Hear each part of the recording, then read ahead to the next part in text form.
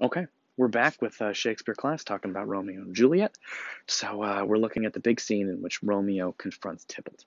Um, boy, I thought I had some things to tell you in general, but I can't remember what they are right now.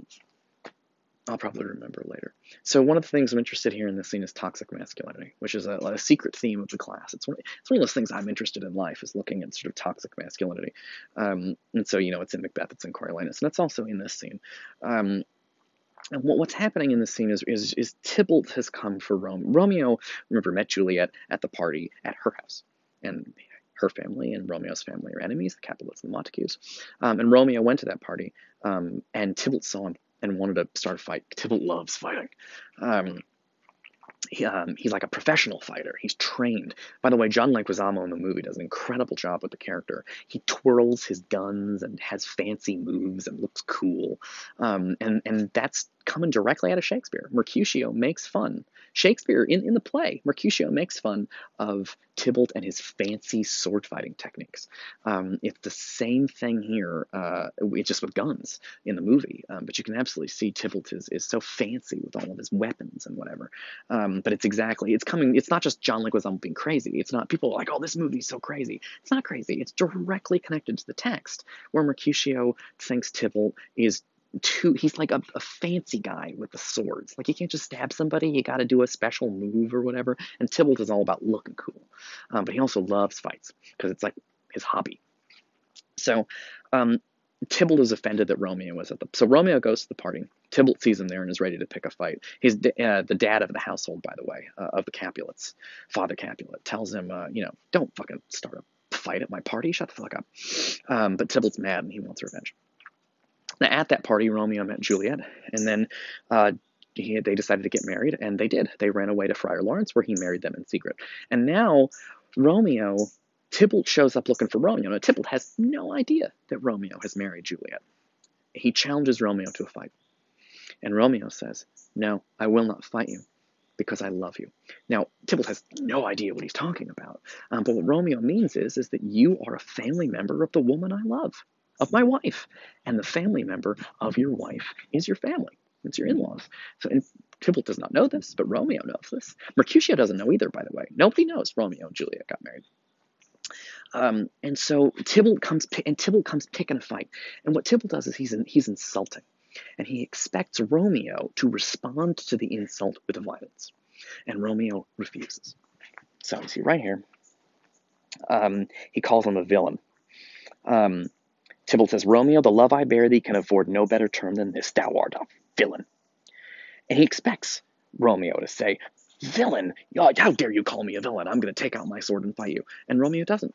He refuses to fight. And Romeo says, Tybalt, the reason that I have to love thee, meaning secretly you're my family member because I just married your cousin, the reason I have to love thee doth much excuse the appertaining rage to such a greeting, meaning normally I'd be angry at you, but because you're a family member, I'm not. He says, villain am I none, therefore farewell. I see thou knowest me not. And Tybalt doesn't, you can see in the movie, John Leguizamo's like, what? Like, because this whole culture, from the first scene with the gangs fighting with each other, the Capulets and the Montagues, these guys are all about fighting and they insult each other to start fights. Because this is more complicated than you really need, but just stabbing somebody in the street will get you arrested. But if you can pick a fight with somebody and they attack you first, then you're like, oh, I was just defending myself. So the way these guys fight is, if they just walk up to somebody and shoot them, they're going to jail. But if they walk up to somebody and say something insulting and the other person responds with violence, then they can fight back. Tybalt, for example, can fight back. So Tybalt can insult Romeo. And if Romeo pulls his gun out, then Tybalt can pull his gun out, shoot Romeo, and say to the police, I was just defending myself. That guy pulled a gun on me. So that's a big thing that's happening in the play, is that they have, if you remember the opening of the movie, there's a whole scene where they're like, I bite my thumb at you, like, which is the equivalent of this. Says, I bite my thumb at you. And he says, did you bite your thumb at us, sir? And they get in this whole ridiculous conversation about who are you biting your thumb at. What they're doing is they're trying to figure out if it's legally okay for them to get in a fight. They try to insult each other into pulling out weapons, and then, because what you want is the other guy to pull the weapon out first, at which point you can pull your weapon out. You're just defending yourself. You can't get in trouble after that. And so they pick fights. So Tybalt begins by picking a fight, and it doesn't work. Romeo's not going for it. Um, and Romeo, Tybalt says, boy, remember boy from Coriolanus? It's a big insult. Boy, this shall not excuse the injuries thou hast done to me. Right? Therefore, turn and draw, meaning take your weapon out. And Romeo still won't fight him. He says, I do protest, I never injured thee. Right? Because he said, this does not excuse the injuries thou hast done to me. What injury? Romeo showed up at a party he wasn't invited to? So Romeo says, I do protest, I never injured thee. But I love thee better than thou canst devise, meaning I love you more than you can know. Till thou shalt know the reason of my love. You don't know why I love you, but you will, which is that he hasn't told him yet, but he's married Juliet. And so, good Capulet, which name I tender as dearly as my own, be satisfied. Meaning, don't need to fight me. Just be satisfied with verbally insulting me.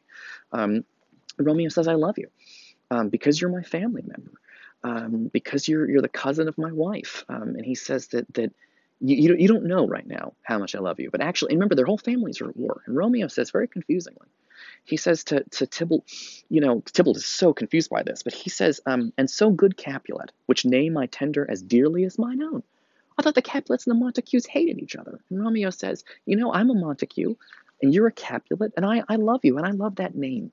No one has any idea. Benvolio doesn't know. Mercutio doesn't know. These guys are all shocked. And very interesting, very sadly, Mercutio says, oh, calm, dishonorable, vile submission. Mercutio is offended that Romeo won't fight because Romeo's has been insulted. His honor has been insulted, and the only way to defend your honor is by fighting back. That's what men do. But Romeo won't fight. He says twice. Romeo says, I will not fight you. I have more reasons to love you than hate you, although you don't know what they are. I married your cousin, he doesn't say, but he did. But Mercutio, his best friend, is just like, I can't believe you're going to let that guy talk to you like that and not fight back. That's disgusting. You are a dishonorable, gross person. And Mercutio really, he's so upset. Because essentially, he doesn't know Romeo married Juliet. What he saw is Tybalt insulted Romeo, and Romeo didn't fight back. His honor was insulted, and Romeo just let it go. And Mercutio thinks that's disgusting. So Tybalt doesn't know what to do, but Tybalt wanted to get in a fight. And so he starts bothering Mercutio.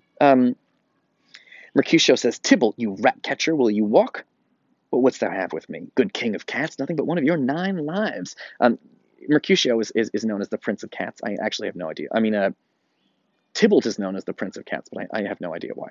He says, good king of cats, nothing but one of your 9 lives, and that I mean to make bold withal, as you shall use me hereafter. Dry beat the rest of the 8. Will you pluck your sword out of his pilcher by the ears? Make haste, let mine be about your ears.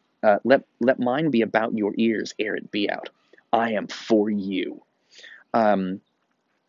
So Mercutio is incredibly offended that Romeo, you're going to let this guy insult you to your face and call you a villain and call you boy, and then you're not going to fight back? You coward.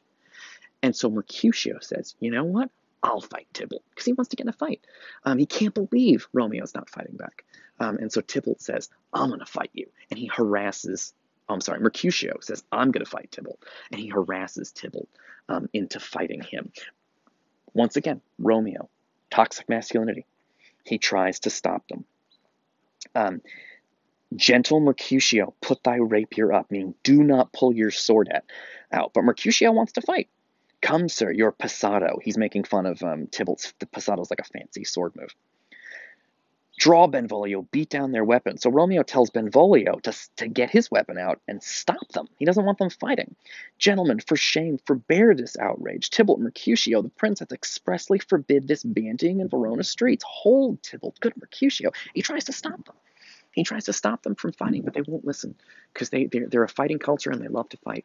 Mercutio loves fighting in his own way, and Tybalt loves fighting in his fancy way. And Romeo, for a 3rd time, tries to stop them, but he can't because toxic masculinity says when someone insults you, you must fight back with violence. And Romeo is trying as hard as he can to resist that temptation to violence, and he can't. See you in the next